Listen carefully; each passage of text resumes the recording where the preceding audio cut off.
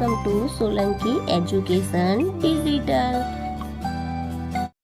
સુરેશભાઈ, દીપકભાઈ અને રાકેશભાઈ અનુક્રમે જાપાન, નેપાળ અને શ્રીલંકામાં કામ કરે છે. જો દરેકને ત્યાં ચલણ મુજબ પગાર પેટે 10,000 રકમ ચૂકવાતી હોય તો ભારતીય ચલણ પ્રમાણે કોને વધારે રૂપિયા મળે? તો પહેલા આપણે અહીંયા બધાનો ભાગ કરી દઈએ. અહીંયા સુરેશભાઈનું બનાવી દઈએ,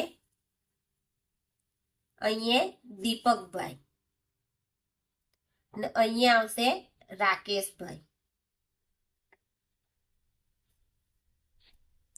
અહીં સુરેશભાઈને કેટલા મળે છે?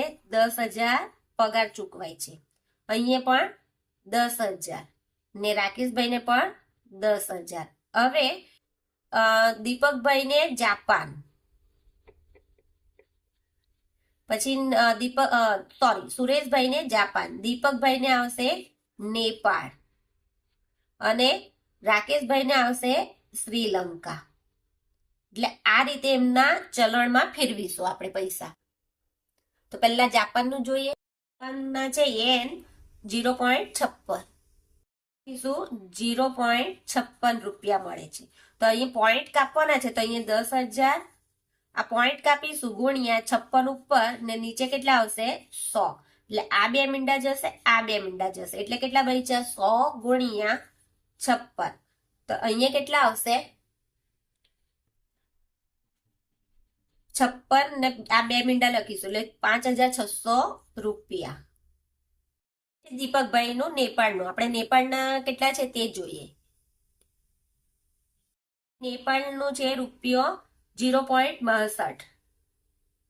10,000 છે તો 0.62 આવે છે. તો અહીંયા પણ પોઈન્ટ કાપીશું એટલે 10,000 છેદમાં 62 ને અહીંયા કેટલા? 1 ને 2 એટલે અહીંયા 2 પોઈન્ટ કાપ્યા, આપણે 62 ને પોઈન્ટ કાપવાનો છે. એટલે આ બે મીંડા ગયા, આ બે મીંડા ગયા. એટલે 100 ગુણ્યા કેટલા આવ્યા? 62. એટલે કેટલા આવ્યા? 62 લખી દેવાના, પછી આ બે મીંડા ઉમેરી દેવાના. 6,200 રૂપિયા. રાકેશભાઈના શ્રીલંકા. હવે શ્રીલંકાના જોઈએ. શ્રીલંકાનો રૂપિયો 0.41. 0.41. તો હવે અહીંયા 10,000 છે, અહીંયા પણ પોઈન્ટ કાપીશું આપણે, પોઈન્ટ હટાવીશું ને એટલે 41 ના છેદમાં કેટલા આવશે? 100. બે સંખ્યા છે એટલે 100 આવશે. એટલે આ બે મીંડા ગયા, આ બે મીંડા ગયા. એટલે કેટલા બચ્યા? 100 ગુણ્યા 41. એટલે કેટલા આવ્યા જવાબમાં? આ 41 લખી દેવાના, બે મીંડા ઉમેરી દેવાના એટલે 4100 રૂપિયા. પૂછ્યું છે કે ભારતીય ચલણ પ્રમાણે કોની પાસે વધારે રૂપિયા મળે? તો અહીં લખવાના. જો અહીંયા 5600 છે, અહીં 6200 છે અને 4100. તો કઈ આવશે? દીપકભાઈ પાસે. એટલે 6200 રૂપિયા દીપકભાઈ પાસે ભારતીય ચલણ પ્રમાણે વધારે